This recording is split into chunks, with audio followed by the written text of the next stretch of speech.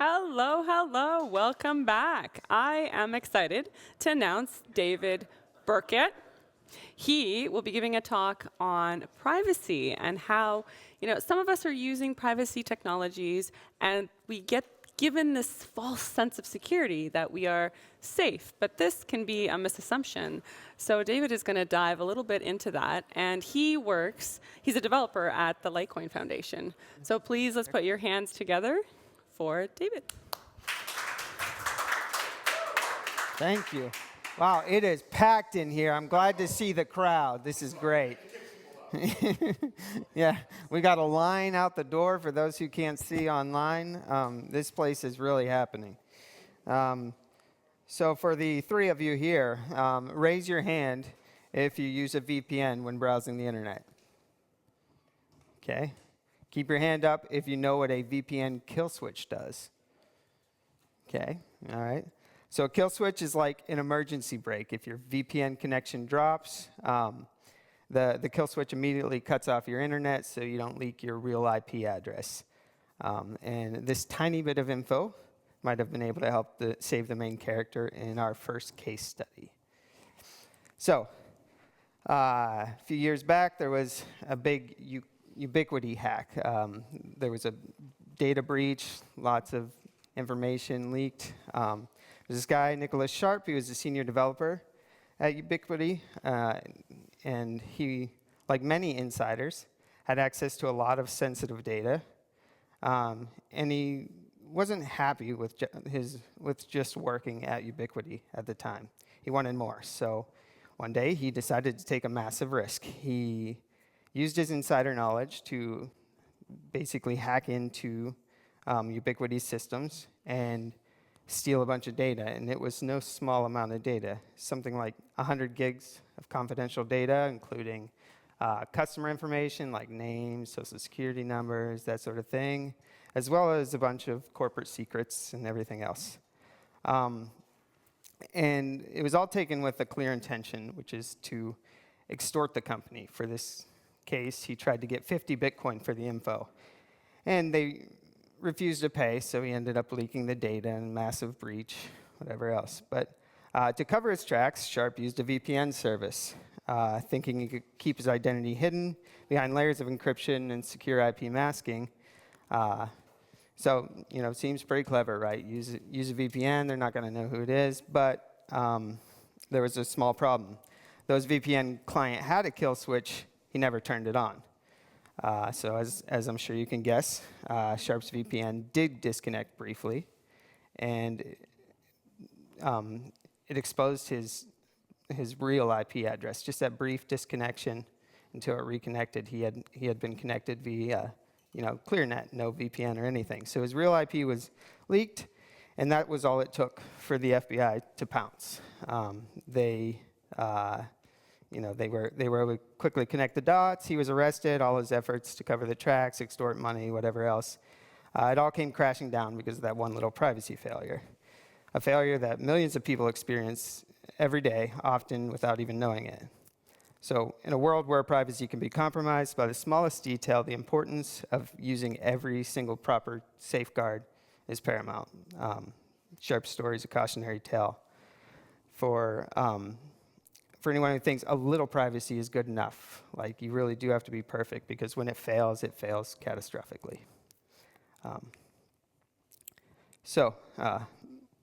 In the early days of Bitcoin, there were lots of technical-minded people talking about the privacy capabilities and limitations of Bitcoin. You can see even in the white paper. Satoshi briefly discusses the kind of information that is safe and is not safe. He mentions how some linking is still unavoidable.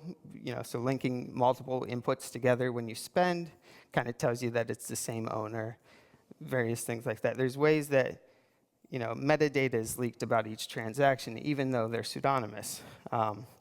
We had some more vocal people. Perry Metzger was well known on the cryptography mailing list where Satoshi originally announced the paper, but you can see he says, Bitcoin transactions aren't anonymous and untraceable. If you don't know why, just learn how Bitcoin works, right? And then even Thamos was on the Bitcoin Talk forum very early on, discussing the many limitations, and that's actually a pretty good thread if you want to go try and find it. You can see how like the early developers were thinking about privacy and anonymity with Bitcoin and its limitations.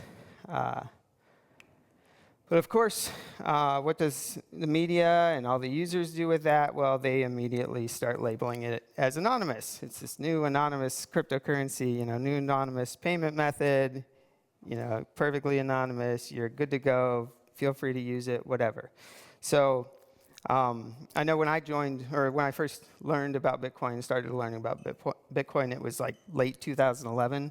And back then, most of us normies thought that it was pretty anonymous. That was just the claim at the time, and I took it at face value, as did many, many others. And because of that, many ended up taking excessive risks that they wouldn't otherwise even consider, such risks as like buying drugs illegally online. And of course, that brings us to Silk Road. So Silk Road, I'm sure most of you have heard of. It was created by Ross Albright in his very early years, right? And he created the illegal marketplace. He used the alias Dread Pirate Roberts, and he was able to facilitate the purchase of drugs and whatever else, hacking services, some extremes such as like hiring hitmen. Which I'm not sure that it was ever successful. I'm sure it wasn't, but it was all on there. I remember I had browsed it before, and it was all kinds of crazy stuff. Never bought anything, but I had browsed it, and it was a pretty crazy time. But he went to some lengths to try to preserve his privacy. He knew how dangerous what he was doing was, so he did everything he could to minimize, to maximize his anonymity. He only made the site accessible through Tor for dark web. He even routed his Bitcoin transactions through Tumblr, which was pretty uncommon early on. Tumblr is like a type of mixer, a swap service, something that's in earlier form. But despite all that, of course, he made a series of mistakes that ultimately led to his arrest and multiple life sentences. So I'm going to go through a list of some of the issues he had. So he had early advertisements. So like in January 2011, he was using the name Altoid on forums like Bitcoin Talk and Shroomery, and he was trying to just promote, he's just promoting Silk Road, because there's no users when you just plop something onto the Tor network. There's no one coming to it, so he had to promote it.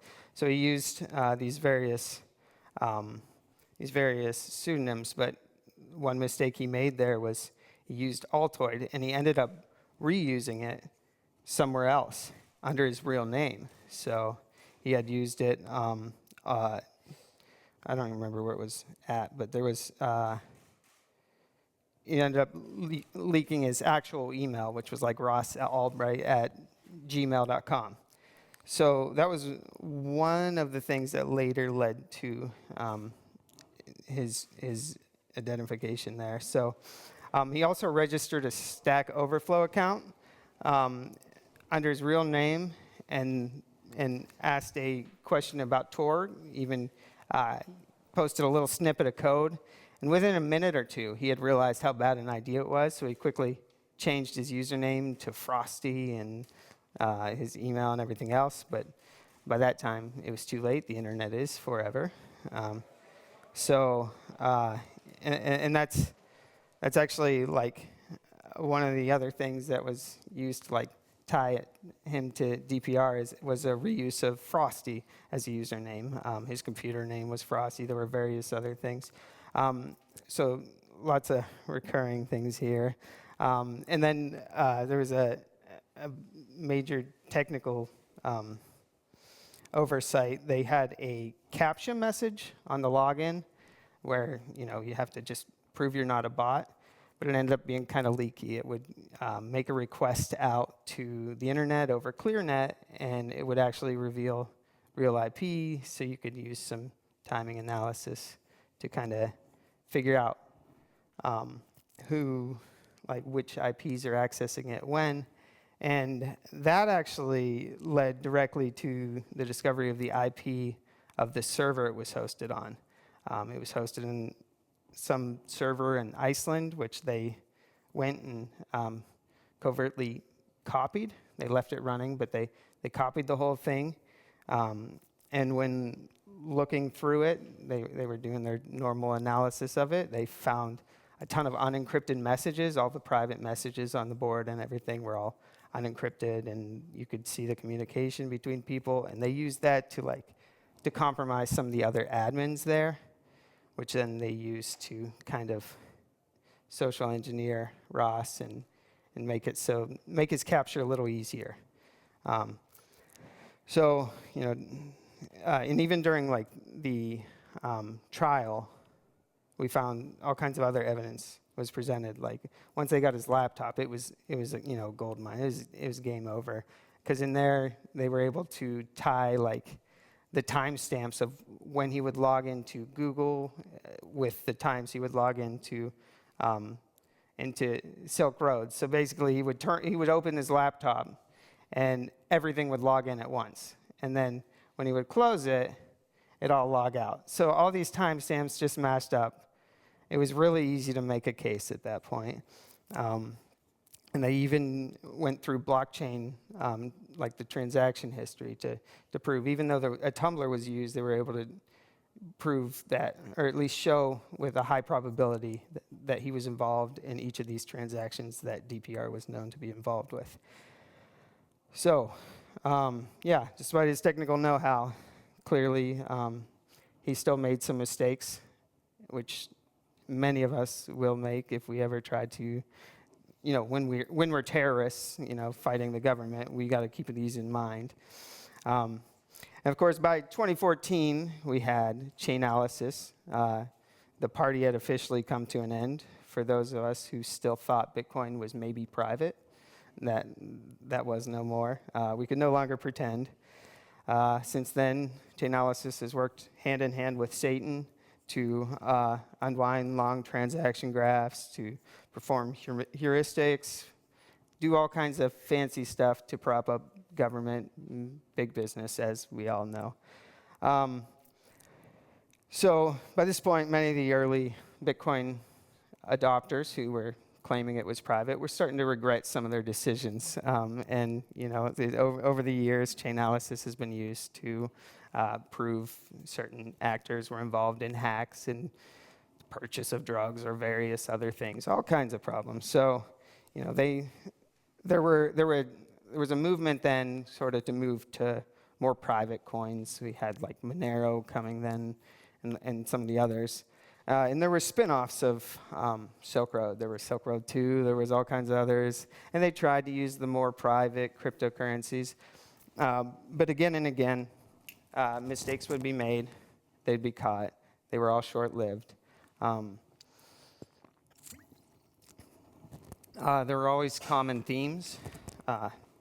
So like lack of understanding or technical oversight. So like the CAPTCHA leak or the lack of knowledge about VPN kill switches, all kinds of things throughout all these cases. You see the same recurring issues. You see hubris, just a blind confidence or blind faith or overconfidence in the technology, just a belief that, I'm using privacy tech, I must be private. But there's so many things that can go wrong. It's just like security, you need everything to go right. If just one thing goes wrong, that's all it takes. That could be enough to fully compromise you. And then complacency or laziness, like just reusing pseudonyms for different purposes. While that maybe isn't enough to convict you, like anybody can go use my pseudonyms, whatever.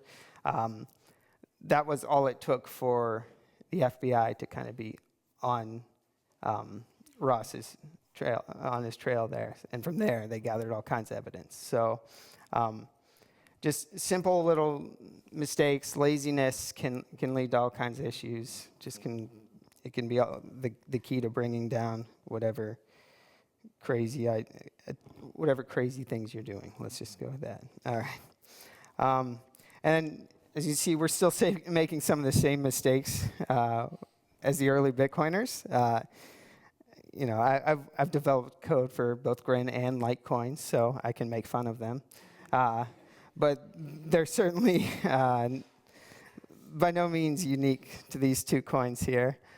You see, there's always going to be dedicated believers, or more often financially incentivized holders who will make any kind of crazy claims, whatever. Will always try to overstate the privacy of a cryptocurrency or a technology or whatever else. Like, you can see that one over there. It's kind of funny because it's like, oh, get Bitcoin from a non-KYC exchange, CoinJoin, whatever, use Tor.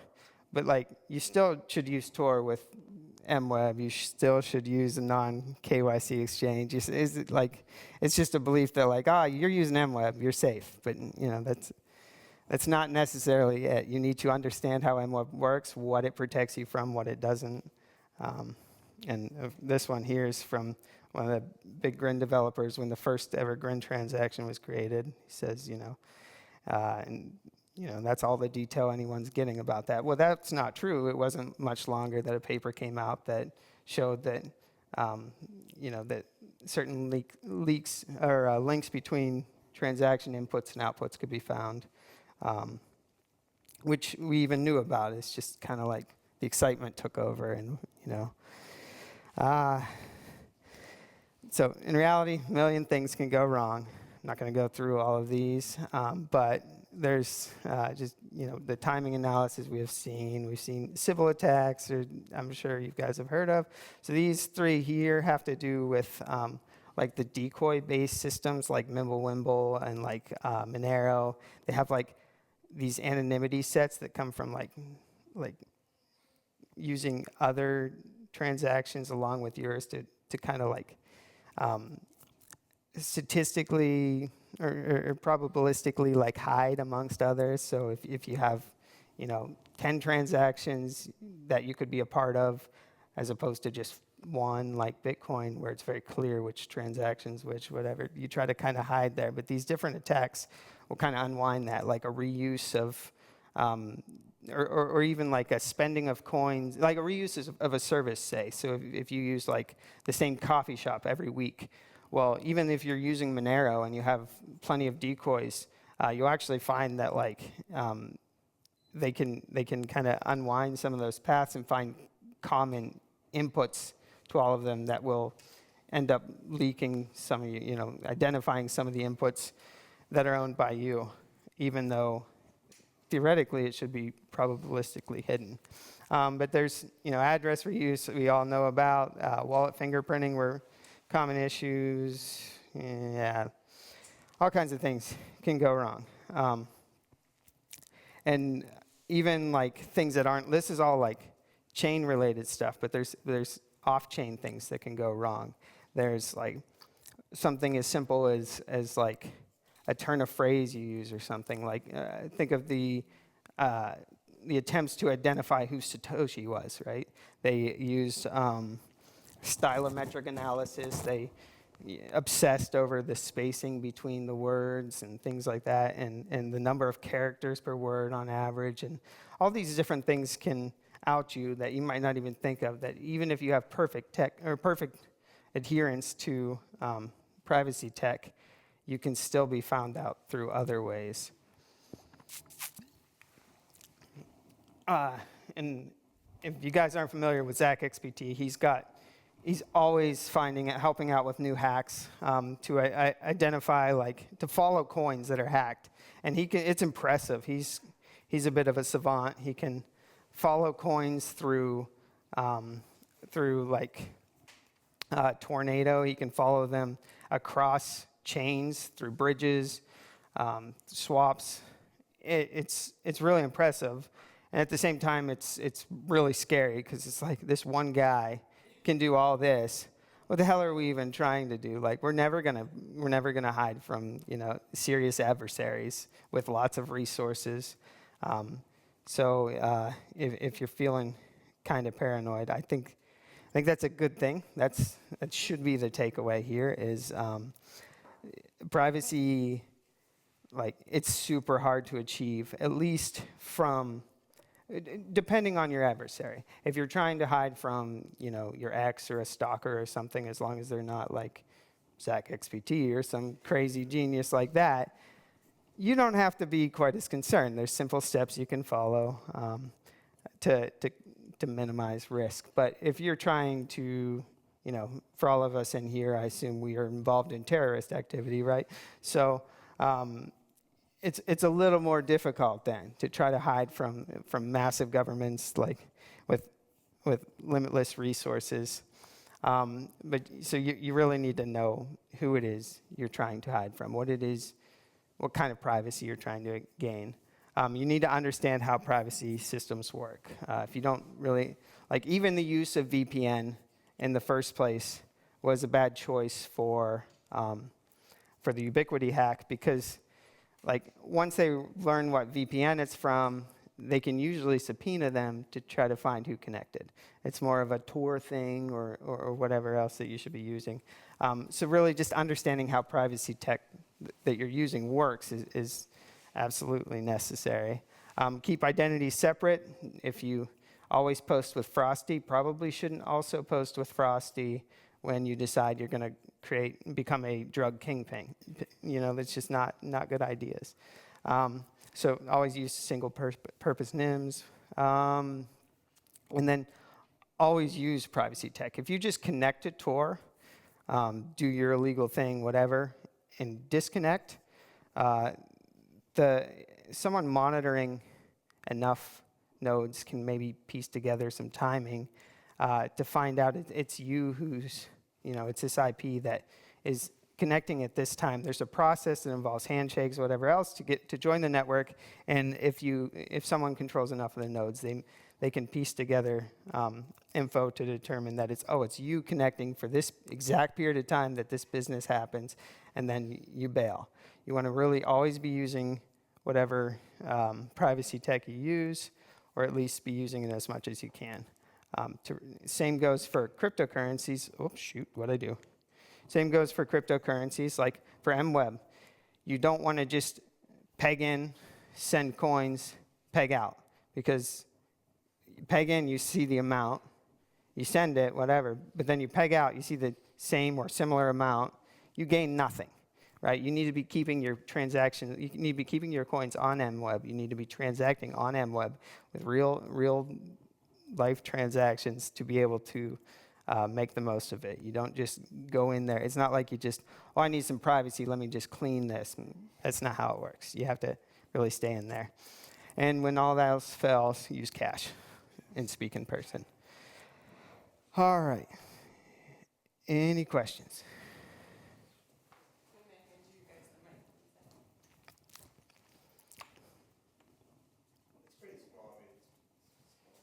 But it's more for the audience so that they can hear. Thanks. So if you were to create your own Silk Road website today, how would you do it? I'm asking for a friend. Is that friend the FBI? CIA? Well, for starters, Zach XBT will show you how to not get caught with on-chain mistakes. Satoshi Nakamoto would show you how to not leak your identity through the text and everything else that you leave. And when all else fails, I'd say make friends with North Korea. Thank you very much. You're welcome.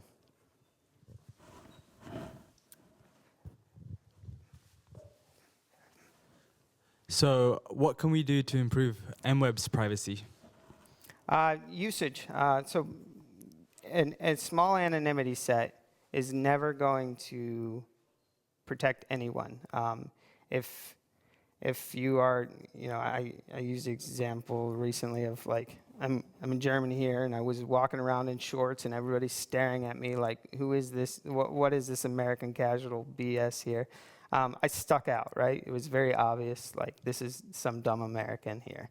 And so what you really need is you need a crowd of similar transactions to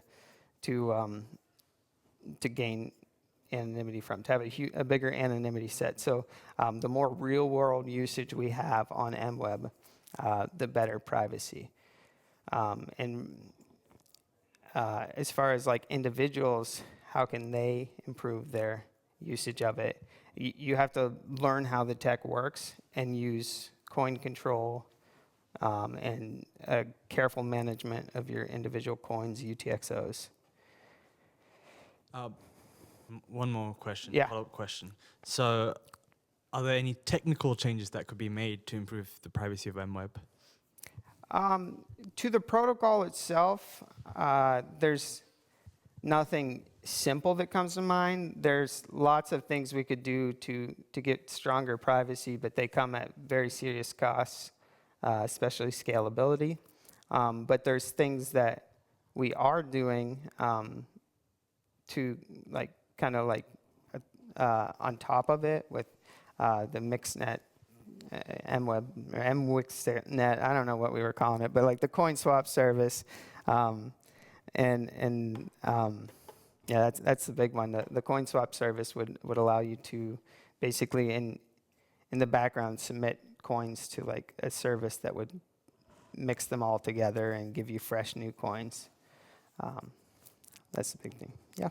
I just realized that I have 16 seconds, so I'll be fast, even though it's a pretty extensive question. How would you describe the differences between GRIN and MWEB? So GRIN is a pure Mimblewimble implementation. It's very clean, very mathematical, very like scalable. MWEB is